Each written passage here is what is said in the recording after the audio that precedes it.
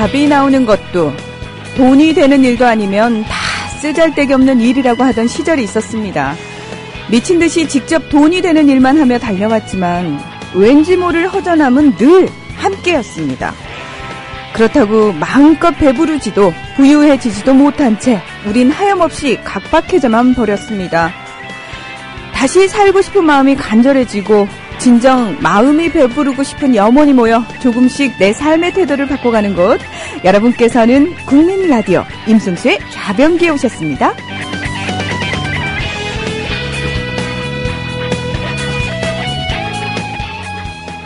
오늘도 변함없이 이말단 교주님이시죠. 우리 임승수 선생님 함께해 주셨습니다. 안녕하십니까? 예, 안녕하세요. 사실 제가 고백할 게 하나 있습니다. 예. 네, 아니 왜 방송 시작부터 뜬금없이 고백을? 예, 자진납세인데 일종의 네. 여기 들어오기 전에 저 녹음실 앞에 있는 냉장고에서 네. 상황버섯 액기스 하나 제가 꺼내 먹었어요. 네. 예. 잘하셨어요. 잘했어요? 네. 아, 저는 왠지 이거 그냥 그 문아나운서 허락 안 맞고 먹으면 안 되는 건가 싶어가지고. 제가 냉장고까지 통제하지는 않습니다. 아, 그래요? 예. 거기 보니까 상황버섯 액기스가 진짜 많더라고요. 저희 조합원께서 네. 직접 저희 그 임직원들의 건강을 생각해서 보내주신 거기 때문에 네. 여기 방송하시는 분들 다 같이 드셔도 되는 겁니다. 그래요? 예. 저희 집으로도 하나 보내주시면 참 좋을 텐데. 자, 여러분 들으셨죠? 교주님 말씀이십니다. 예. 그래서 하나 꺼내 먹었는데 맛이 쌉싸름한 게 네. 괜찮더라고요. 그래서 제가 이거 먹으면 아내가 참 좋아할 것 같다는 생각을 했어요. 왜 아내가 좋아할까요? 그걸 얘기하면 19금 방송이 되기 때문에 그건 제가 얘기를 못하겠습니다. 예. 아유, 예. 저는 무슨 얘기인지 모르겠네요. 결혼을 안 해서. 예. 그렇습니다. 예. 자, 오늘 사실 저희가 지난주부터 마르크스 철학에 대한 예, 얘기를 예. 하고 있지 않습니까? 순위 좀 올랐다고 좋아하셨잖아요. 맞습니다. 예. 예. 그래서 오늘 역시 이어서 계속해서 얘기를 할 거죠? 예. 예. 이어서 얘기를 하기 전에 네. 공지사항 한 가지 말씀을 드리고 이제 시작을 하겠습니다. 저번 주에도 잠깐 소개를 드렸는데요. 이 금천구, 제가 서울시 금천구 살거든요. 서울시 금천구 지역에 사는 학부모님들이 이 독서 토론 동아리 독서 공방이라는 모임을 하시는데 여기서 이제 주최하는 강연회에 제가 이제 강사로 하거든요. 5월 13일 화요일 오후 6시고요. 서울시 금천구 시흥 5동에 있는 사회적 경제 키움터 여기서 합니다. 포털에서 사회적 경제 키움터로 검색을 하시면 시흥 5동에 있는 이곳을 쉽게 찾으실 수 있거든요. 이제 거기로 오시면 되고, 그래도 이제 잘 모르시겠는 분은 문의 전화 독서 공방 방장을 하시는 조남희님 휴대폰인데요. 010-5720-5668입니다. 그리고 당연히 무료입니다. 제 얼굴 돈 내고 보시면은 손에 막심해서 피해가 막심하실 테니까. 아니, 피해랄 것까지 있겠습니까? 눈 썩잖아요. 아유, 아닙니다. 왜 이러십니까? 아닙니다. 예. 그럼 맨날 제 눈은 어떻습니까? 매주 금요일. 그래서 좀 힘드신 것 같아요. 보면 좀, 눈이 피로해 보여요, 굉장히. 이 1시간 하시고 나면은. 지금도 보면 눈을 거의 안 뜨고 계시잖아요. 아니, 선생님? 예. 걱정하지 마십시오. 저는 우리 정승주 아나운서로 안구정화입니다. 잘생긴 훈남 아나운서로 저는 안구정화를 늘 하기 때문에 괜찮습니다. 예. 자, 여러분, 5월 13일 화요일 저녁 6시입니다. 우리 임승수 선생님을 직접 만나서 사실은 그래요. 선생님이 말씀해주신 내용에 많은 분들이 굉장히 공감을 할 뿐만 아니라 자극을 많이 받으시잖아요. 좋은 자극들을. 예, 고맙습니다. 직접 또 현장에서 그 에너지까지 받아볼 수 있는 아주 귀한 기회니까요. 예. 금천구에 계신 분들 많이 참석을 하시면 참 좋을 것 같습니다. 금천구 외에도 가능합니다. 예. 얼마나 더 속아봐야 정신 차리실 건가요? 네? 이제 그만 당할 때도 됐잖아요. 중고차 팔 때만큼은 차넷이 제가 받고 팔 수 있게 도와드리겠습니다. 중고차는 차넷, 가격비도 차넷. 우와, 전국 400명의 전문 딜러에게 무료로 내 차를 평가받을 수 있네. 국민TV 여러분 차를 차넷에서 제대로 평가받고 보상받으세요. 내 차 팔 때 차넷, 제가 받는 차넷. 우와, 내 차 제가 받고 친구 친지 모두 함께 차넷에서 팔고 주유 쿠폰 받고 중고차는 차넷. 비교할수록 올라간다. 차는 내 차 가격 비교 서비스. 1688-8249, 1688-8249를 눌러주세요. 옥션 모터스에서도 차넷을 만나보세요. 네, 방금 들으셨겠지만요. 이 미디어 협동조합 조합원 여러분, 보다 더 영향력 있는 방송을 꿈꾸시죠? 공정언론의 꿈 어떻게든 실현하고 싶으시죠? 지금 조합비 자동이체 신청으로 함께해 주시기 바랍니다. 홈페이지에 들어오시면 대문에 출자금 및 사용료 납부 안내 화면이 나옵니다. 그걸 클릭하시면 되는데 보다 간편한 시청을 원하시는 분은 월요일부터 금요일까지 오전 9시부터 저녁 6시까지 전화로 하실 수도 있습니다. 서울 전화 3144-0933 3144-7737로 전화를 하시면 굉장히 친절하게 받아주니까요. 많은 분들이 CMS 회원으로 좀 등록을 빨리 해주십사 부탁의 말씀드리겠습니다. 여러분이 자동으로 조합비를 납부를 해주시는 분들이 많으면 많을수록 저희가 좀 더 방송을 안정적으로 할 수가 있습니다. 그리고 지금 사실 뉴스K가 출범해서 많은 분들에게 정말 뉴스다운 뉴스를 오래간만에 봤다라는 평을 많이 받고 있는데 저희가 아시다시피 취재 인력이 많이 부족하지 않습니까? 그래서 조금 더 안정적으로 그런 프로그램들을 제작하기 위해서는 아무래도 제작비라는 부분을 생각을 안 할 수가 없습니다. 그래서 이렇게 정기적으로 사용료를 내시는 분들이 늘어나게 되면은 저희가 안심하고 또 정규직으로 취재 인력들을 많이 보강을 할 수 있으니까요. 이 부분에 조금 더 신경을 써주시길 다시 한번 부탁의 말씀드리겠습니다. 네. 저도 대통령 되면 KBS 사장으로 꽂아드릴게요, 제가. 그래가지고 KBS를 아예 국민 TV화 시켜가지고 이제 4억을 국민 TV로 바꿔볼게요, 제가. 네. 그때 좀 역할 좀 부탁드리겠습니다. 아니, 지금 내추럴 파레트님이 댓글 게시판에 문종자님 대통령 되면 정승자는 낙하산 대변인 되나요? 라는 질문에 올라왔더니 제가 임승수 선생님 대통령 하시라고 그랬거든요. 그랬더니 절 KBS 사장을 시켜주신다고. 예, 가능합니다, 예. 대신 이제 이게 가능하려면 제가 좀 책이 많이 나가서 인지도가 올라가야 되는데. 그렇습니다.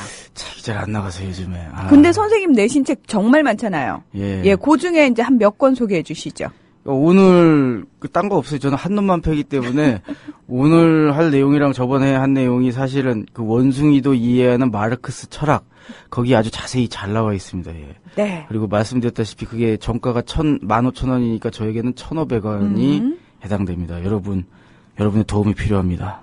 국민 TV도 도움이 필요한데요. 저도 필요해요. 네. 조금만 부탁드릴게요. 우리 임승수 선생님과 그리고 국민TV 청취자와 조합원이 함께 성장할 수 있는 방법이죠. 예, 감사합니다. 예. 그래서 오늘 할 내용은요, 저번 시간에는 저희가 이제 관념론과 유물론의 차이에 대해서 얘기를 했었고, 그렇죠. 그것이 이제 세상의 근원은 무엇인가라는 질문에서 비롯된 두 가지 대별되는 세계관이라고 말씀을 드렸는데요. 오늘은 변증법과 형이상학에 대해서 할 겁니다. 예. 이것도 좀 용어가 사실 굉장히 생소하죠.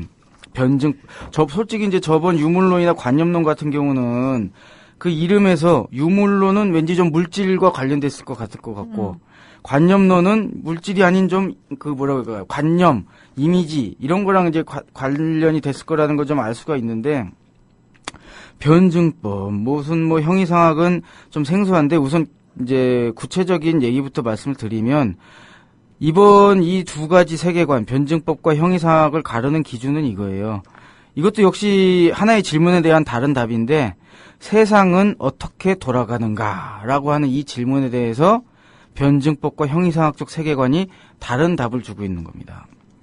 그래서 이것에 대해서 우선 이제 조금 구체적인 얘기부터 말씀드리면 우선 형이상학적 세계관은 세상을 고정불변돼 있다라고 보는 거예요. 세상이 변하지 않고 세상은 같은 곳을 뱅글뱅글 돌고 항상 제자리 걸음을 하는 고정되어 있는 어떤 틀 속에서만 돌아간다라고 하는 생각을 하는 것이고 변증법은 그렇지 않다. 세상은 끊임없이 변화 발전하고 있다. 이렇게 두 가지 차이를 보이는 이제 세계관인데 형이상학적 세계관 그러니까 세상은 고정불변돼 있다라고 하는 이런 어떤 우리가 생각 관점을 가지게 되는 그 과정을 우리가 한번 생각해 볼 필요가 있을 것 같아요. 왜 일군의 사람들은 뭐 불교를 치자면은 뭐 제가 불교는 잘 모르지만 그 뭐라고 하죠? 이렇게 계속 뱅글뱅글 도는 거를 윤회 사상이라고 그렇죠, 얘기하죠. 윤회죠. 예. 그러니까 뭔가 같은 곳을 뱅글뱅글 도는 거, 세상은 변하지 않고 그냥 그저 같은 곳을 돌 뿐이다. 이런 생각을 가지게 되는 이유는 그런 것 같아요. 우리가 이제 일상생활을 하다 보면 아침에 해가 동쪽에서 떴다가 오늘 서쪽에서 졌잖아요. 근데 내일 눈을 떠보면 내일도 또 해가 동쪽에서 떠서 서쪽으로 지고 이게 죽을 때까지 반복이 된단 말이에요. 저 태양이라고 하는 것은 어떻게 저렇게 같은 자리를 맨맨 돌까? 그리고 1년이라고 하는 하루가 아니라 이제 1년이라고 하는 어떤 단위로 보면은 또 이렇게 뭐라고 해야 될까? 지구가 태양 주위를 돌면서 이제 생기는 계절의 변화. 매년 주기를 가지고 봄, 여름, 가을, 겨울이 반복이 된단 말이에요. 그러다 보면서 이제 어떻게 돼요? 맨날 봄마다 비슷한 때에 개나리가 피고 벚꽃이 피고 비슷한 때에 또 지고 사람이란 존재를 봐도 사람이란 존재가 항상 반복되잖아요. 아기로 태어났다가 성년이 됐다가 노년이 됐다가 다시 이제 자연으로 돌아가고 계속 우리 이제 주변의 삶을 보면 뭔가 계속 반복되고 고정된 것 같아요. 만약 우리가 조선시대 때 태어났다면 신분제 사회니까 양반이 있고 상놈이 있을 거잖아요. 그러면은 그 사회를 평생 살다가 가면은 그래 태양도 제자리를 돌고 꽃도 항상 제철에 피는 거 보니까 나라는 사람도 쌍놈이라는 제자리가 있나 보다. 이렇게 사회 구조를 뭐라고 해야 될까? 딱 고정된 틀로 파악하게 되는 거란 말이에요. 이런 것이 바로 뭐냐면은 일종의 형이상학적 세계관이라고 부르는 겁니다. 그런데 아시겠지만 이런 식의 세상은 변하지 않고 같은 곳을 뱅글뱅글 돌 뿐이야라고 하는 이 형이상학적 세계관, 이것이 균열이 오게 돼요. 사람이 지식이라는 게 쌓이게 되면서. 우선 첫 번째, 우리는 사람이 이제 인류가 지식이 쌓이면서 역사라는 이제 학문이 생기잖아요. 계속 인간이라고 하는 어떤 생명체의 삶은 100년을 넘지 못하지만 그 사람들이 남긴 기록이나 이런 걸 통해서 수백 년 단위, 수천 년 단위의 인간의 삶을 재구성할 수 있게 됐단 말이에요. 그렇게 우리가 역사라는 걸 공부하게 되면서 사회라고 하는 것도 고정돼 있는 게 아니라 옛날에는 신분제였지만 지금은 어느 정도 자유민주주의가 되고 더 옛날에는 노예제 사회도 있었고 이런 식으로 사회라고 하는 것도 긴 시간의 호흡에서 보면은 끊임없이 변한다는 것을 우리가 알게 됐고 또 다윈의 진화론이라는 것을 우리가 이제 다윈이 진화론이라는 것을 이제 발견하면서 인간이라고 하는 존재도 사실 우리가 뿅 하고 이 모습대로 난 게 아니라 아주 오랜 진화라고 하는 과정 속에서 원숭이처럼 생겼다가 좀 더 인간에 가까운 모습으로 꾸준히 환경과의 상호작용 속에서 유전자를 통해서 바뀌어왔다는 것을 우리는 알고 있잖아요. 이렇게 인간이라고 하는 생명체, 종들도 짧은 호흡에서 보면 고정되어 있는 것 같지만 수십만 년, 수백만 년, 심지어는 1억 년이 넘는 호흡 속에서 봤을 때는 끊임없이 변해왔습니다. 그리고 더 큰 스케일로 보면 우주라고 하는 것. 솔직히 우주는 지구의 보통 우리가 학자들이 지구의 나이를 50억 년이라고 얘기를 하는데 물론 이것도 나중에 과학이 더 발전해서 모르는 걸 밝혀내면 더 고무줄처럼 바뀔 수도 있겠으나 지금 한 50억 년이라고 보거든요. 그리고 우주는 한 150억 년을 보는 것 같아요. 솔직히 우주라고 하는 건 그러니까 몇천 년 전에 봤던 시리우스 별이 아직도 그 자리에 있잖아요. 네. 그러다 보니까 이제 수많은 사람들이 우주는 아주 옛날 사람들 같은 경우는 원래 그 자리에 뿅 하고 나타났을 거다라고 생각하는 경우도 많지만 아시다시피 우주도 탄생의 순간이 있었잖아요. 빅뱅으로 시작해서 지금까지 이렇게 150억 년의 역사가 왔는데 이런 얘기하면은 또 아니 우주가 어떻게 탄생했는지 확실히 아냐. 그거 다 그냥 찍은 거 아니냐. 그 이상한 설일 뿐이지 않냐라고 하시는데 제가 또 이공계 아닙니까? 그렇죠. 여기서 이공계로서의 좀 탁월함을 제가 보여드리기 위해서 여기서 셈만 얘기할 수 있는 거죠. 저는 모르는. 그렇죠. 예. 아니 혹시 아실 수도 있죠. 아니 저는 잘 몰라요. 이공계 쪽은 좀 약하신가요? 많이요. 뭐 아는 게 없습니다. 그러시면 편하게 하십시오. 자신감을 가지고 좀 얘기 되겠군요. 그러나 사실, 들으시는 분들 중에서는 예, 전문가가 있을 수도 있습니다. 예. 제가 솔직히 철학 존경하셔서 지금도 솔직히 약간 위축돼서 하고 있거든요. 아우, 쌤, 그러실 필요가 없는 게, 예. 학부 4년 공부한 거 가지고 뭐라고 얘기하면 부끄러워요, 진짜로. 지금도 아까 보니까 철학책 두꺼운 거 챙겨오셨더만. 아니에요. 아니에요? 예, 정치사상책입니다. 정치사상책이에요? 예. 그래서, 이 우주조차도 변화, 탄생과 소멸, 성장의 과정에 있다라고 하는 것을 우리가 깨닫게 된 게 뭐냐면, 도플러 효과라고 있잖아요. 네. 이게 뭐냐면은, 저 멀리서 앰뷸런스가 나한테 다가오면은 소리가 삐뽀 삐뽀 삐뽀 하다가 저를 지나치면은 삐뽀 삐뽀 삐뽀 삐뽀 이런 경험 해보신 적 있어요? 사이렌이 높은 음으로 들리다가 저를 지나치면서 멀어질 때 낮은 음이 되는 거. 이거를 이제 도플러 효과라고 하는데 이런 현상이 일어나게 되는 이유는 사실 우리가 소리라고 하는 것은 공기의 그런 파동, 진동이 우리 귀에 있는 고막을 울리게 되고 이 고막의 진동이 두뇌로에 들어가서 소리라고 하는 형태로 이제 뭐라고 해야 할까 바뀌는 거잖아요. 네. 이미지가. 그런데 이 고막을 울리는 정도, 빠르기, 진동수라고 하죠. 이것이 어떤 단위 시간 동안 빠르게 진동을 하게 되면 그러니까 공기가 빠르게 진동해서 고막을 빠른 속도로 진동을 시키면 그게 높은 음이고 보통 낮은 음이라고 하는 것은 이 고막이 떨리는 공기에 의해서 떨리는 이 빠르기가 좀 뭐라고 할까 느린 거예요. 이 진동이 느릴 땐 낮은 음이 나고 높을 때는 빠를 때는 이제 높은 음이 들리는 거거든요. 우리 두뇌가 그렇게 번역을 해요. 근데 도플러 효과가 왜 생기냐면 저 멀리에서 앰뷸런스가 가만히 있다라고 하면은 그 소리가 나한테 일정한 속도로 올 거 아닙니까? 그렇겠죠. 그런데 저게 나한테 다가오고 있으면 소리를 아까 전에 100m 앞에서 냈다가 지금은 50m 앞에서 내고 그럼 소리라고 하는 것도 나한테 전달되는 속도가 있는 거잖아요. 그렇죠. 그런데 저 먼저 아까 멀리서 쐈던 소리보다 그 다음에 50m쯤 가까이 와서 쏜 소리가 나한테 더 빨리 전달될 거잖아요. 네. 그 음파가. 그렇다는 얘기는 가만히 있을 때보다 나한테 다가올 때 내 귀를 때리는 이 뭐라고 해야 할까 공기의 압력이 더 빠르게 전달되는 거잖아요. 거죠. 예. 빨라지니까 더 고음이 들리는 거예요. 상대적으로. 그러다가 절 지나치면 처음에는 50m 지점에서 쐈다가 더 지나갔으니까 100m 지점에서 쏘니까 더 느리게 제 고막을 때리니까 네. 낮은 음이 나오는 거죠. 좀 이해되시나요? 네. 제가 좀 탁월합니다, 여러분. 네. 제가 양수겸장 아닙니까? 이공계와 인문계와 그리고 음악과 체육은 제가 좀 옛날에 소시적에 축구를 좀 했었는데 지금은 배가 나와가지고 잘 안 되는데 이렇게 이 도플러 효과가 우주 전체를 관측할 때도 생기는 거예요. 어떤 식으로 생기냐면, 그러니까 빛도 파장이 있고 진동수가 있잖아요. 빛이라는 것도 파동의 성질이 있기 때문에 그 대신 빛은 굉장히 뭐 소리 이런 거랑 비교도 할 수 없어도 빨리 떨잖아요. 네, 맞습니다.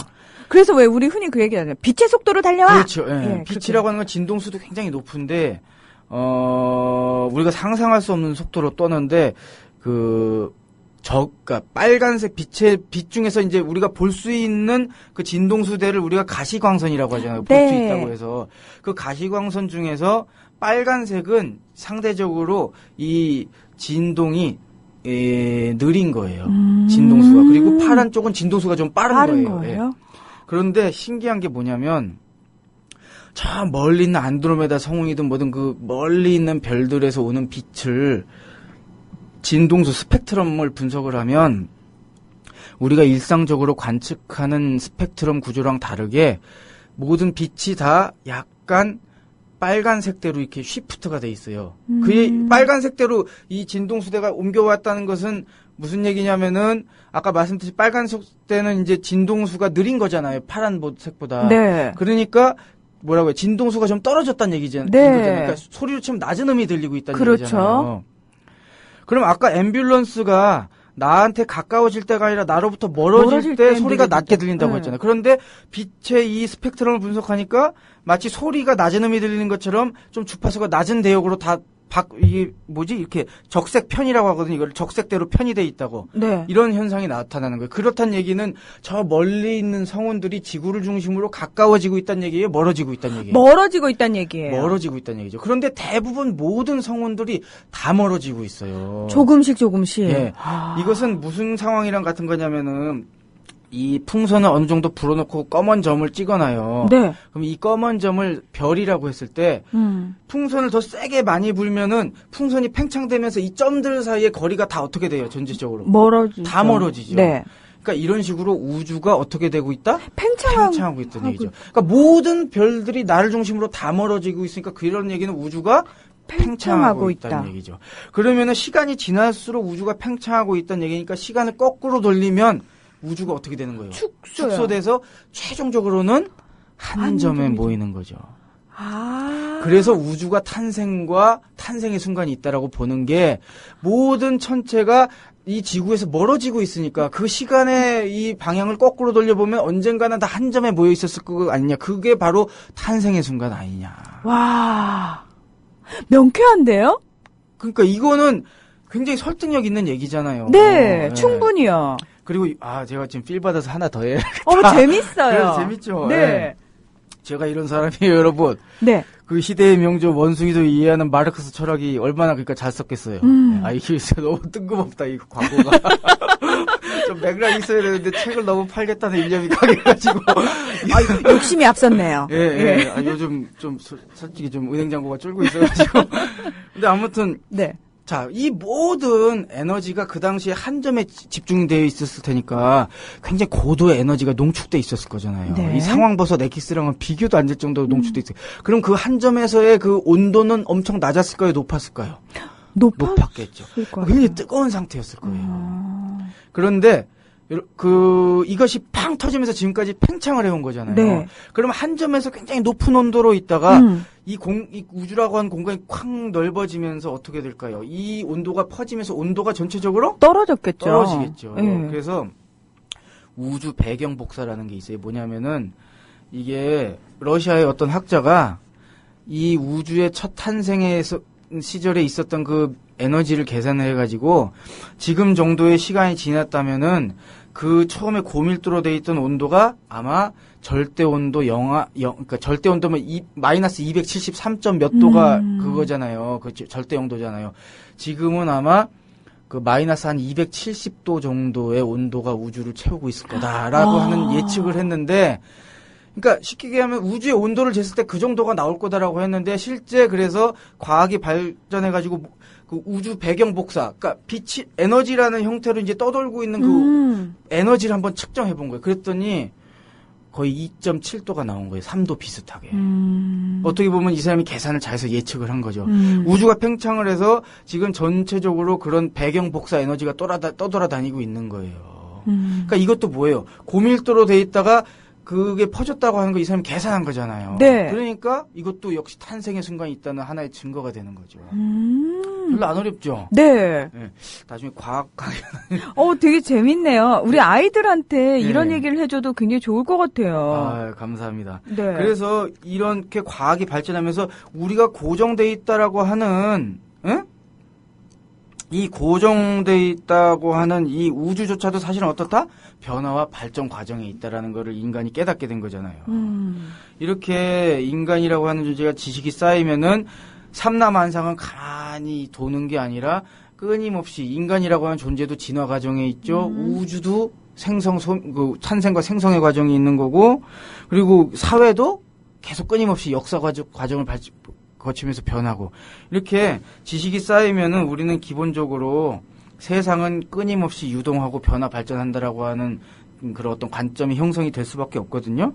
그런데 만약 이 정도의 얘기라고 하면은 그냥 거창하게 변증법이라고 하는 용어를 쓸 것도 없이 그냥 세상은 변화 발전하는 거라고 하면 될 걸 왜 변증법 대 형이상학 이렇게 어마무시한 이런 용어들을 써가면서 이렇게 얘기를 하느냐?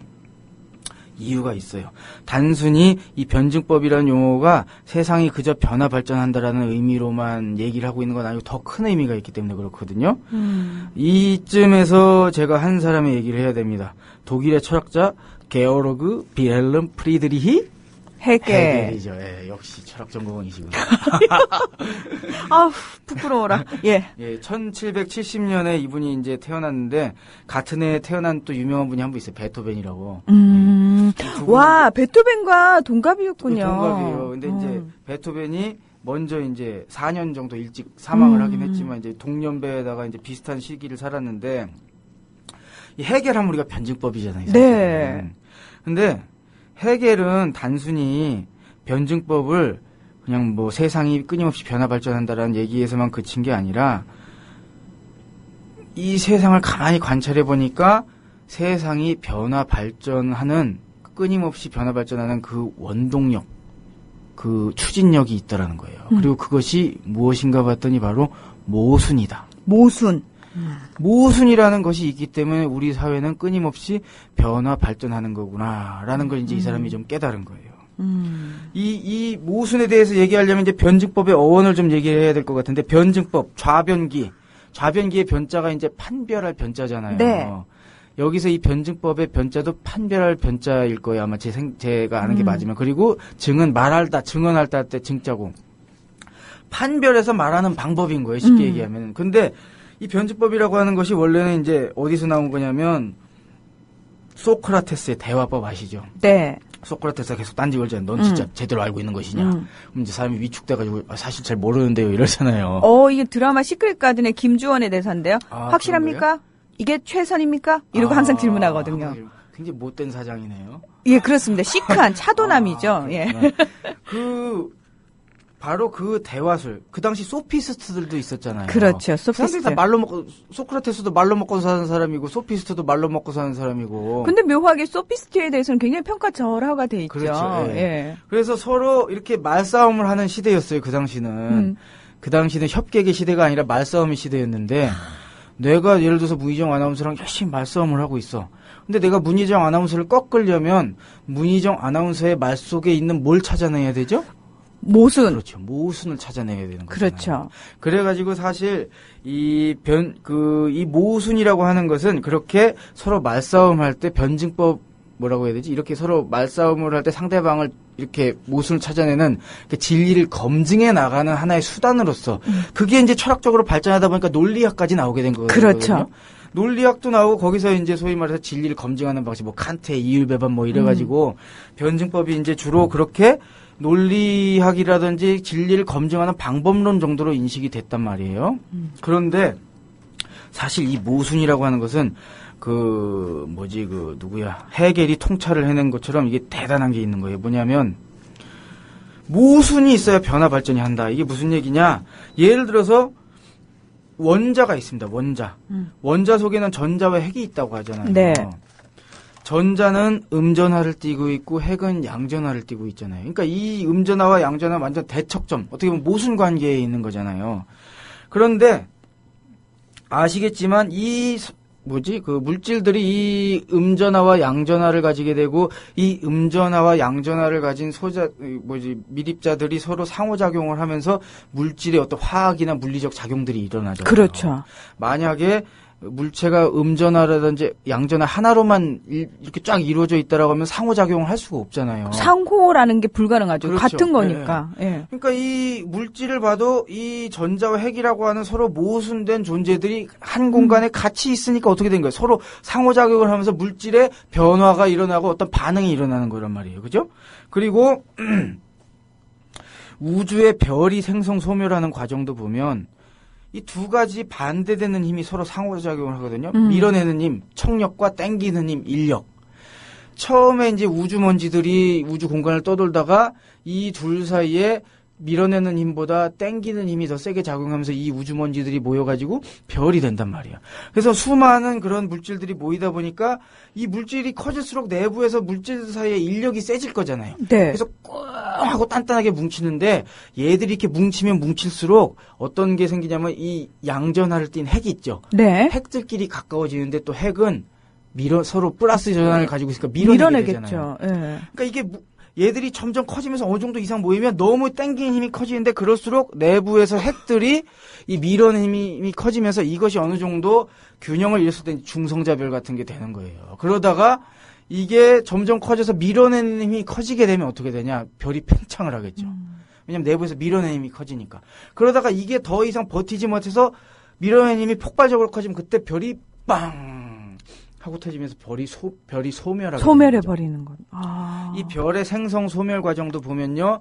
밀어내는 힘과 땡기는 힘이라고 하는 이 두 가지 인력과 청력의 상호작용에 의해서 어떻게 된 거예요?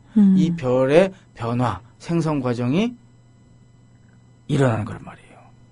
그리고 또 이런 예도 들을 수가 있죠. 그 뭐냐면은 저번 시간에도 제가 관념론, 유물론 할 때 얘기했지만 서양 중세 사회, 봉건 사회가 자본주의 사회로 이행을 할 때 봉건 귀족, 신분제를 내세우는 봉건 귀족과 공화제를 내세우는 신흥 부르주아 계층이 있다고 말씀드렸잖아요. 네.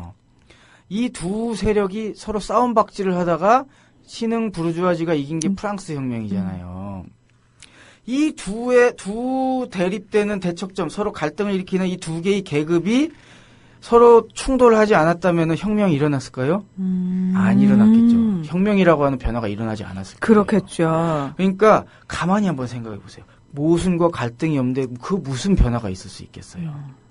그래서 이 헤겔이라고 하는 사람이 통찰해낸 게 뭐냐면 우리가 단지 모순, 뭔가 이 서로 대립되는 것 이런 것을 예전에 철학에서는 그저 진리인지 참인지 거짓인지를 검증하는 논리학이라든지 아니면 변증법 이런 데서 방법론 쪽으로만 쓰였다면은 뭐라고 해야 될까? 그 헤겔은 이것을 단순히 철학적 방법론이 아니라 존재의 이유 그리고 존재론의 위치까지 격상을 시킨 거예요. 우리의 존재의 양태가 사실은 뭐다? 모순 관계에 의해서 변화 발전하는 거다. 그래서 그거 있잖아요. 정반합. 정은 뭐냐면은 예를 들어서 나라는 존재고 반은 반정립, 정립, 반정립은 뭐냐면은 나를 부정하는 모순된 존재가 하나 있고 이 둘의 상호작용에 의해서 갈등이 생기다가 이 둘이 어떤 다른 단계로 상승하면 그것이 합. 이 정반합, 나와 비하 간에 어떻게 되는 거야? 서로 상호 투쟁과 상호작용이 있어야지만 더 높은 단계로 올라갈 수 있는 거다. 이 정반합의 어떤 변증법적 운동을 밝혀낸 게 헤겔인 거예요. 굉장한 걸 통찰해낸 거죠. 그래서 이 헤겔이라고 하는 사람이 통찰해낸 것은 뭐냐면은 이 삼라만상이 변화하고 발전하는 것은 그 배후에 무엇이 있기 때문이다? 모순과 갈등이 있기 때문이다. 라는 걸 밝혀낸 거예요. 근데 여기서 이제 헤겔이 논리학이나 자신의 책에서 이 모순과 갈등이 일어나는 모순과 갈등에 의해서 변화 발전이 일어나는 그 양상을 한 3가지 정도의 법칙으로 정리를 한 게 있습니다. 네. 그 3가지 법칙을 지금부터 말씀을 드릴 건데 하나가 대립물의 통일과 투쟁 법칙입니다. 대립물의 통일과 투쟁 법칙. 이것이 뭐냐? 아까 전자와 핵이 이제 원자 속에 들어있다고 말씀을 드렸잖아요. 네. 이 대립물이잖아요. 이것은 전하도 다르고. 이 대립물이 만약에 같은 원자라고 하는 이 시공간 안에 들어있지 않았다라고 하면 어떻겠어요? 서로 상호작용을 할 수가 없겠죠. 그렇죠. 그러면 당연히 변화도 없을 것이고. 네. 그래서 대립물의 통일이라고 하는 것은 이 나와 비하, 정립과 반정립, 이 서로 모순되는 요소가 같은 시공간에 있어야 된다. 그래야지 서로 상호작용을 할 수 있는 거죠. 마치 부르주아 계급과 봉건 귀족들이 같은 유럽에 있었기 때문에 그렇죠. 싸움박질을 해서 할 수 있었던 것처럼. 네. 그리고 이 두 가지가 통일돼 있으면서도 투쟁을 해야 된다. 그러니까 서로가 갈등과 모순이 일어나야지 그것이 어떻게 되는 거예요? 변화 발전이 되는 거니까요. 이것이 바로 대립물의 통일과 투쟁 법칙입니다. 그리고 그 다음 법칙이 양질 전하의 법칙. 양질 전하의 법칙. 예. 좀 힘들어하시는 분들이 있네요. 역시 일하면서 듣기 힘들어요 이러시는데. 제나 엄마니. 이래서 저번 주에 다운이 많이 된 건가요? 원래 철학이라는 게 그렇게 만만하지는 않습니다. 저는 지금 사실 제가 진행을 하지만 필기를 같이 하고 있거든요. 필기까지 하고 계세요. 지금 문희정 아나운서 평소에 잘 안 하시는데 본인도 집중하셔야 되니까. 네. 양질 전하의 법칙입니다. 이건 뭐냐면 모순에 의한 변화 발전이 일어날 때 아무렇게나 일어나는 게 아니라 양적인 어떤 변화가 축적이 돼서 그것이 점진적으로 축적되다가 그것이 어느 정도에 이르렀을 때 질적인 비약적인 변화를 일으킨다. 라는 얘기인데 이게 아마 잘 이렇게 들어서는 감이 안 잡히실 텐데 얼음 예를 들어보죠. 얼음이라고 하는 것은 영하 50도의 얼음이 꽝꽝 얼어 있을 거잖아요. 네. 거기다가 우리가 이 열 에너지를 가하면 얼음 물 분자들이 외부에서 열 에너지를 받으니까 온도가 올라갈 거잖아요. 네. 온도가 올라간다는 얘기는 그 내부 에너지가 상승한다는 얘기거든요. 내부 에너지가 양적으로 증가한다는 얘기예요. 하지만 내부 에너지가 영하 30도가 20도가 되고 10도가 되고 이렇게 계속 내부 에너지가 올라가도 0도가 되기 전까지는 계속 얼음이라고 하는 형태를 유지하고 있죠. 그러니까 양적으로 내부 에너지가 증가하고 있으나 질적인 변화는 아직 안 일어나는 안 거예요. 일어나죠. 예. 그런데 이것이 어떤 특정한 지점 0도라고 하는 것을 딱 지나는 순간 어떻게 돼요? 녹기 물이 시작해요. 녹기 시작하죠. 네. 그러니까 뭐예요? 이 양적 축적이 계속되다가 특정한 지점을 지나게 되면서 이것이 어떻게 되는 거예요? 질적 변화를 일으키는 거죠. 그리고 물은 또 어때요? 계속 끓여도 100도까지는 그대로다가 100도 때부터 또 어떻게 돼요? 수증기로 되죠. 이런 식으로 뭔가 어떤 변화라고 하는 것은 단순히 아무렇게나 되는 게 아니라 그 내부의 어떤 요소의 양적 변화가 점진적으로 축적이 되다가 그것이 어느 순간을 지나면 질적인 비약을 일으키는 방식으로 예를 들어서 다른 예를 들자면 투표도 비슷한 예가 될 거예요. 왜냐하면은 투표를 할 때 예를 들어서 여기 100명이 우리 둘 중에 누구를 대통령으로 할 것이냐 문희정 아나운서 저 중에 근데 문희정 아나운서가 외모가 저보다 좀 탁월하시니까 사람들이 아무래도 겉에 보이는 모습에 많이 혹하잖아요. 겉모습만 혹할까요? 아무튼 겉모습 우선 갑자기 허를 찔리는 것처럼 당황하시네요. 방송이 갑자기 확 하기 싫어지는데 그래도 참고 하고 있습니다 지금. 에? 문희정 아나운서가 솔직히 저보다 훨씬 외모가 되니까 지금 70대 30으로 제가 밀리고 있단 말이에요. 네. 근데 저는 또 제 비장의 무기. 비장의 무기 뭘까요? 매표.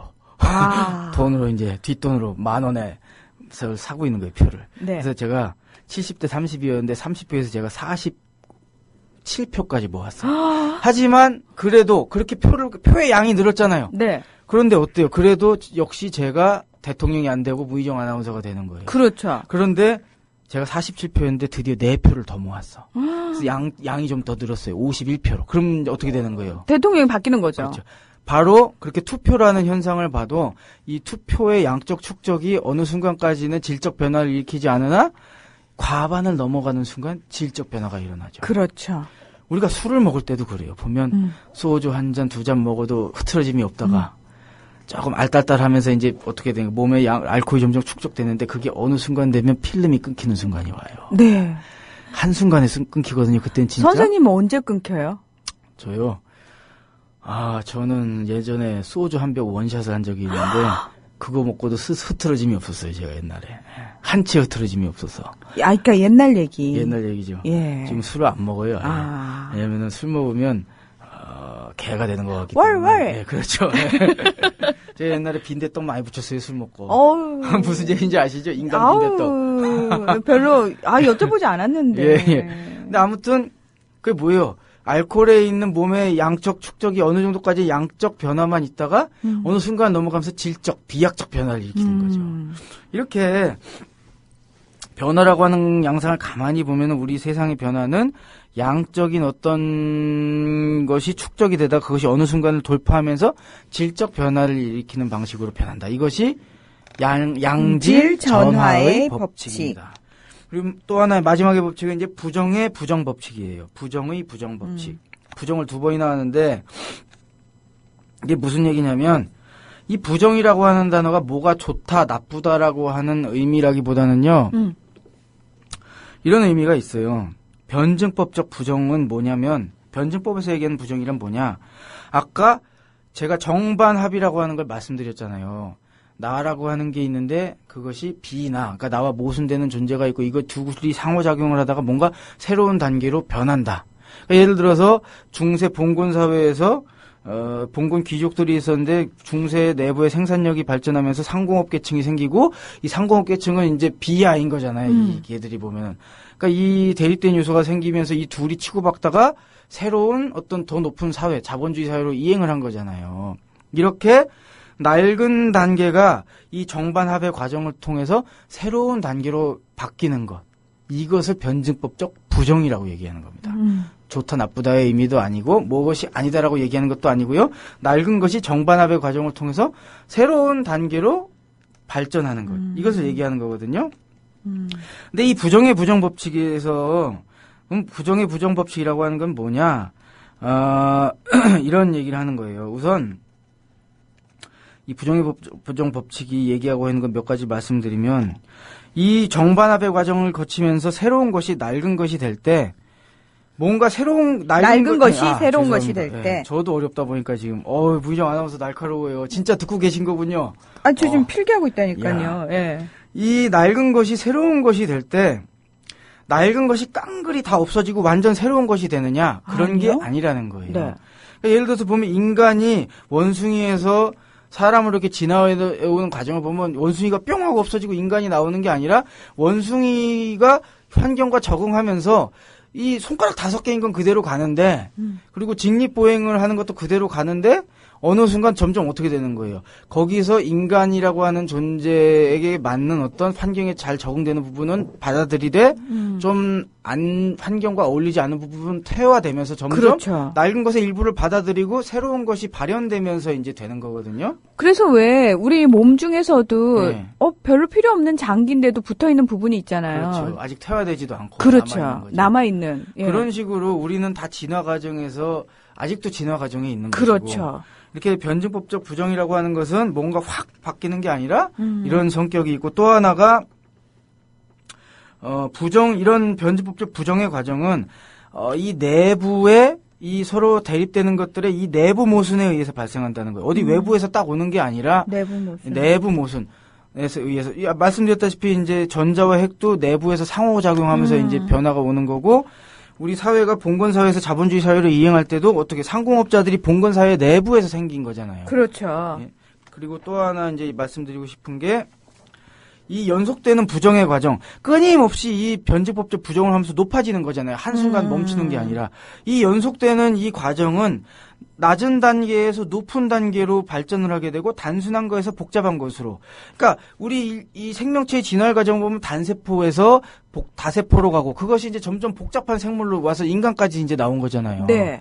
이런 식으로 낮은 단계에서 높은 단계, 단순한 것에서 복잡한 것으로 이제 발전되는 양상을 띠게 되는 거예요. 이 변증법적 부정이 계속되면은. 그리고 이런 과정은 나선형으로 이루어진다. 이 나선형이라고 하는 건 무슨 의미가 있냐면 인간이라고 하는 걸 가만히 보면은 태어나고 죽는 과정에서 계속 끊임없이 변증법적 부정의 과정을 거칠 거잖아요. 근데 계속 인간이라고 하는 것이 같은 곳을 뱅글뱅글 도는 것 같아요. 이 짧은 시간 축에서 보면. 하지만 긴 시간 축에서 보면 어떻게 하는 거예요? 같은 곳을 뱅글뱅글 돌면서 조금씩 앞으로 전진하고 있는 거잖아요. 네. 변증법적 변화 발전 과정을 통해서. 그러면은 동그라미를 그리면서 같은 곳을 도는 것 같지만 조금씩 앞으로 나가면 용수철 모양이 되잖아요. 그렇죠. 그러니까 이런 식으로 주기적으로 같은 곳을 도는 것 같지만 긴 호흡에서 보면은 조금씩 앞으로 나가는 나선형의 발전 과정을 보여준다.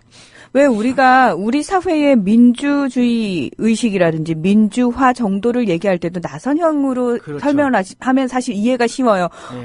분명히 피땀 흘려서 이만큼 발전했다고 생각했는데 어느 순간 퇴보를 하고 있다라고 그렇죠. 얘기를 하면서 어떻게 보면 이제 그런 식이 그렇죠. 퇴보의 순간이어서 사람들이 이제 여기서 절망을 하는 거죠. 근데 사실 이건 나선형 운동의 후퇴기인 거지. 그렇죠. 전체적으로 보면 우린 전진하고 있는 겁니다. 예. 크게 봤을 때는. 예. 그걸 믿으면은 희망을 가질 수 있거든요. 그래서 사실 이제 변증법적 부정이 계속되면서 우리 사회가 이렇게까지 올라온 것은 이제 어쨌건 그 방향은 진보한다라는 거예요. 그렇죠. 이 변증법적 부정의 과정은. 네.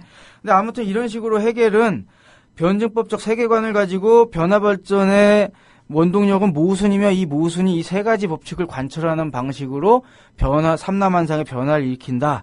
여기까지 이제 굉장히 잘 정리를 해냈어요. 그런 학문적인 이제 성과가 있는 건데, 해겔의 세계관을 이렇게 표현할 수가 있어요. 전문 철학 용어로. 변증법적 관념론이다. 네. 우리가 저번 시간에 유물론 관념론 얘기를 했는데, 해겔이 변증법적 세계관을 가지고 있다라고 하는 것은 지금 방금 계속 말씀드렸잖아요. 네. 그죠? 세상을 변화 발전하는 과정 속에서 본다라고 하는 것. 그런데 해겔은 관념론자예요. 이게 무슨 얘기냐? 해겔은 세상을 변화 발전하는 과정 속에서 본 변증법적 세계관을 가지고 있지만 그 변화 발전을 일으키는 배후에 있는 최종 근원이 바로 정신이라고 본 정신. 거예요. 그것도 네. 절대 정신. 절대 정신. 일종의 신 같은 거죠. 그래서 이제 해겔은 세상이 변화 발전하는 그 모순 구조, 정반합의 논리가 사실은 절대 정신의 신의 논리다. 그런 논리, 신의 원칙이 원래 있고 그 신의 법칙대로 신은 자신의 어떤 그 자신의 어떤 이상을 실현을 하고 있다. 그러니까 이 현실에서 일어나는 변증법적 발전의 과정은 사실은 절대 정신이 자신의 이상을 실현시켜 나가는 과정이라고 본 거예요. 그러니까 당연히 뭐예요? 관념론자인 거죠. 모든 것의 근원에 신이 있다라고 봤으니까. 그런데 이 변증법적 관념론을 가진 그 변증법적 관념론을 가진 이 헤겔에게 치명타를 안긴 철학자가 있으니 그것이 바로 루트비 포이어바흐입니다. 포이어바흐. 포이어바흐. 네. 이 사람이 쓴 기독교의 본질이라는 책의 일부를 제가 발췌해 왔는데요. 읽어드리자면 좀 어렵습니다. 신이란 인간이 생각하고 느끼는 그것과 다르지 않다. 인간이 갖는 가치 이상을 신은 갖고 있지 않다. 어렵잖아요. 근데 이거 어렵게 생각하실 필요 없어요. 자, 제가 해설을 해드릴게요. 신이란 인간이 생각하고 느끼는 것과 다르지 않다. 왜냐? 제가 저번 시간에 말씀드렸죠. 사실 신의 행태를, 그 신화에서 나오는 신의 행태를 보면은 신이 누굴 닮아 있다? 인간. 그렇죠. 사실은 신이 인간을 만든 것이 아니라 우리 인간들이 우리의 모습대로 신을 창조한 거란 말이에요. 그렇죠.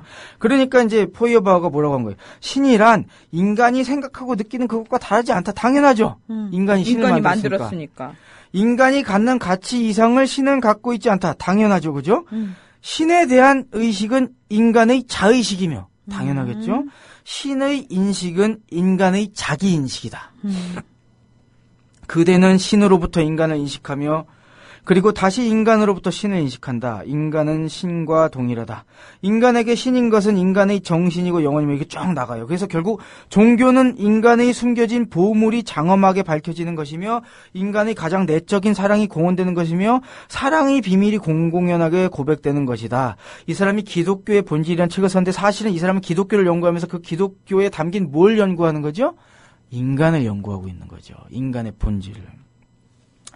이 포이어바흐가 당시 사상계에서 서양 사상계에서 끼친 영향이 대단했대요. 왜냐하면은 그 당시 다 기독교 믿는 데잖아요. 그러니까 헤겔 같은 사람조차도 절대 정신이라고 하는 것을 이제 가정할 정도로. 그런데 이 사람이 이제 유물론적 세계관으로 이제 철퇴를 날리는 거예요. 무슨 소리냐? 에? 물질, 신이라고 하는 것은 사실 인간을 닮은 것이다. 그래가지고 사실 프리데리 엥겔스라든지 이 마르크스가 굉장히 포이어바흐를 칭찬을 해요. 그래서 뭐 이렇게 써놨죠. 루트비 포이어바흐, 그러니까 어떤 책에다가 이렇게 써놨어요. 엥겔스가 포이어바흐는 헤겔의 관념론적 체계와 완전히 인연을 끊지 않을 수 없게 되었다. 드디어 포이어바흐는 불가항력적으로 다음과 같은 의식에 도달하지 않을 수 없었다. 다시 말해서 헤겔의 절대 정신이 천지개벽 이전에 존재하였다든가 마치 신처럼 그죠? 우주 생선 이전부터 논리적 범주, 정반합이라고 하는 어떤 그 논리적 범주가 미리 존재했다는 것 등은 피안의 조물주에 대한 신앙의 환상적 유물에 지나지 않는다. 우리의 의식과 사유는 그것이 아무리 초감각적인 것으로 보일지라도 물질적 육체적 기관인 뇌수의 산물이다. 제가 저번 시간에 누차 얘기했죠. 네. 물질은 정신의 산물이 아니며 정신이 물질의 최고 산물에 불과한 것이다. 근데 여기서 중요한 얘기가 나와요. 그러나 여기까지 이르러 포이어바흐는 돌연히 발걸음을 멈춘다라고 얘기를 합니다. 왜 발걸음을 멈춘다라고 얘기를 하느냐? 포이어바흐는 형이상학적 유물론자예요. 형이상학적 유물론자. 아까 형이상학이 세상은 고정불멸한다고 얘기했죠. 그렇죠. 분명 포이어바흐는 유물론자잖아요. 물질에 기초하고 있어요. 하지만 포이어바흐는 또 형이상학이에요. 왜냐? 아까 포이어바흐가 쓴 책이 기독교의 본질이죠. 본질이라고 하는 것은 뭐예요? 변하지 않는 것이죠. 않는 거죠. 그러니까 이 사람은 기독교에서 기독교의 본질을 탐구하면서 사실은 인간의 변하지 않는 본질이라는 것을 찾으려고 한 것인데 사실 그 부분이 잘못됐다고 본 거예요. 뭐냐면 제가 이제 예전에 자본론 얘기할 때 할 때도 얘기를 했는데 인간의 어떤 사고 방식은 존재에 의해서 영향을 받는다고 말씀드렸어요. 자본주의적 인간형에서 우리의 이기심 이런 것은 자본주의적 삶이 증폭시키는 거라고 말씀드렸잖아요. 네. 그래서 사실은 우리의 인간형이라고 하는 것조차도 사회라고 하는 것에 의해서 영향을 받는 변화 발전의 과정 속에 있는 거잖아요. 네. 그런데 뭐예요? 이 포이어바우는 인간도 고정불변이라고 하는 어떤 틀 속에서 본 거예요. 그러니까 뭐 이 사람은 형이상학적 유물론을 가지고 있는 거죠. 변하지 않는 고정된 틀로 본 거니까. 그래서 이 막스랑 엥겔스가 이렇게 비판을 한 거예요. 뭐라고 비판을 했냐면 따라서 포이어바우는 종교적 심성 자체가 사회적 산물의 하나임을. 그러니까 아까 포이어바우가 기독교의 본질을 연구했잖아요. 그 기독교의 본질을 연구하면서 자기가 밝혀낸 종교적 심성이라고 하는 것이 사실은 무슨 초역사적인 게 아니라 어떤 사회적 산물의 하나인데 그걸 몰랐고 또 그가 분석하고 있는 추상적 개체, 인간이라고 하는 추상적 개체가 사실은 한 가지 어떤 특정한 사회 형태에 속하는 것임을 알지 못한다. 그러니까 뭐가 없는 거예요? 이 사람 변증법이 없는 거예요. 그렇죠. 변화하는 과정에서 파악을 하지 못하니까. 그렇죠. 네. 그래가지고 막스나 엥겔스는 포이어바우를 비판한 거예요. 이 사람이 헤겔을 비판적으로 비판을 할 때 헤겔을 버리면서 변증법까지 버렸다. 관념론만 버린 게 아니라. 그래서 사실 마르크스나 포이어바우는 이 두 사람에게서 뭔가 하나씩을 배운 거예요. 그러네요. 헤겔에게는 변증법을 취하고 포이어바우에게는 유물론을 취하죠. 그래서 변증법적 유물론이 막스의 세계관이 되는 겁니다. 이렇게 마르크스가 하면, 왜 청년 해결학파였잖아요. 초창기에. 그렇죠. 청년 해결파. 예, 예. 그래서 이 청년 해결파들이 그 당시 급진파들이 많았어요. 그렇죠. 프랑스 혁명을 지지하고. 예. 그런데 이 청년 해결파에 대해서 이제 막스나 엥겔스가 비판을 하는데 이렇게 얘기해요. 그 사람들한테. 너희는 어떤 사람들인 줄 아느냐? 너희들은 머릿속에 중력이라고 하는 관념이 있기 때문에 인간이 물에 빠진다고 생각하는 사람들이다. 그럼 머릿속에서 중력을 지우면 안 빠지냐? 빠지지 않냐. 니들은 관념론자다. 왜냐하면 헤겔은 관념론자잖아요. 그러니까 헤겔이라고 하는 그 사상을 보면은 뭐예요? 그 변증법은 혁명적인 사상인 거예요. 왜냐하면 그러니까요. 세상은 고정돼 있지 않고 끊임없이 변화 발전하고 있는 과정에서 보게 되니까 지금 프랑스 혁명의 변화 시기란 말이야. 그래서 헤겔의 사상은 그 사람들에게 영감을 준 거예요. 우리가 혁명적 시기구나. 그런데 그 토대가 관념론에 기초하고 있으니까 마르크스가 그걸 비판한 거죠. 헤겔 좌파들 너희들 헤겔파들 말이야. 에? 철학을 거꾸로 서 있다. 유물론적 토대로 바꿔야 된다. 해가지고 이제 그런 비판을 한 건데, 그럼 여러분이 좀 감이 잘 안 잡히시는 게 있을 거예요. 그러면은 도대체 변증법적 유물론의 세계관으로 사물을 보면 뭐가 보이느냐 이런 얘기를 할 수 있을 텐데, 저번 시간에 제가 프랑스 혁명을 유물론적으로 보는 걸 말씀드렸잖아요. 네. 근데 이거를 변증법적 유물론으로 보면 어떻게 되냐면 이렇게 되는 거예요. 우선 프랑스 혁명이라고 하는 것을 변증법으로 본다라고 하는 것은, 변증법은 프랑스 혁명 막 변화의 시기잖아요. 그럼 그 변화의 원인을 찾기 위해서는 변증법적 세계관은 변화 발전의 원인을 모순에 있다고 보잖아요. 그러면은 그 프랑스 혁명 사회에서의 갈등과 모순 지점을 다 들여다볼 수밖에 없게 되겠죠. 왜냐하면 그래야지 변화의 그 원인을 알게 될 테니까. 근데 가만히 보니까 주로 싸움질하는 애들이 누구예요? 신분제를 얘기하는 봉건 귀족들과 자본가들이 싸우고 있단 말이야. 그래서 이 두 사람이 내세우는 갈등이 뭔가 보니까 봉건제와 이 신분제와 뭐죠? 또 하나는 저번에 제가 얘기했던 그 공화제. 그런데 여기서 또 유물론이 개입되는 거예요. 이 신분제나 공화정은 관념이잖아요. 그런데 관념은 유물론적 세계관에서 보면 2차적인 거잖아요. 이 관념 체계를 낳은 물질적 토대가 있을 거다. 네. 그래가지고 저번 시간에 찾아 들어간 게 뭡니까? 신분제를 옹호하는 것은 사실은 지대를 받아 챙기는 그 경제적 토대가 있는 거고, 부르주아들에게는 뭐가 있는 거? 상공업 이윤이 있는 거고, 이 두 가지가 서로 충돌을 하고 있다라고 하는 것을 깨닫게 되는 거죠. 보세요. 프랑스 혁명이라고 하는 것을 아무런 관점 없이 보게 되면은 모순 관계를 파악하려고 하겠어요? 하지 않죠. 그리고 그 갈등의 내부에 있는 물질적 토대를 보려고 하겠어요? 보지 않을 거란 말이에요. 그런데 변증법적 유물론이 있으니까 그 모순 관계를, 변화 발전의 모순 관계를 보게 되고 그 배후에 있는 물질 관계를 보게 되는 거예요. 그래서 운동 옛날에 학생 운동 좀 하신 분은 아실 거예요. 계급 모순과 민족 모순에 우리 사회의 모순이 있다. 왜 그 우리 사회를 평가하고 그 할 때 그 모순을 얘기할까요? 모순이 바로 우리 사회가 미래 어디로 이행할 건지를 알게 해주는 것이기 때문에 우리 사회의 모순은 우리 사회가 발전하는 원동력인 거잖아요. 네. 지금 저희가 얘기하고자 하는 부분이 마르크스란 사람이 이렇게 봤습니다라는 차원이 아닙니다. 이걸 토대로 지금 우리가 처해 있는 사회를 제대로 보자라는 의미입니다. 그런 거죠. 네. 예를 들어서 우리 사회의 분단 모순은 뭐예요? 다음 시간에 얘기하겠습니다. 끊으시래요. 예. 자, 임승수의 자변기 오늘도요 굉장히 열정적인 시간이었는데요. 다음 주 금요일 다시 찾아오겠습니다. 고맙습니다. 예, 고맙습니다.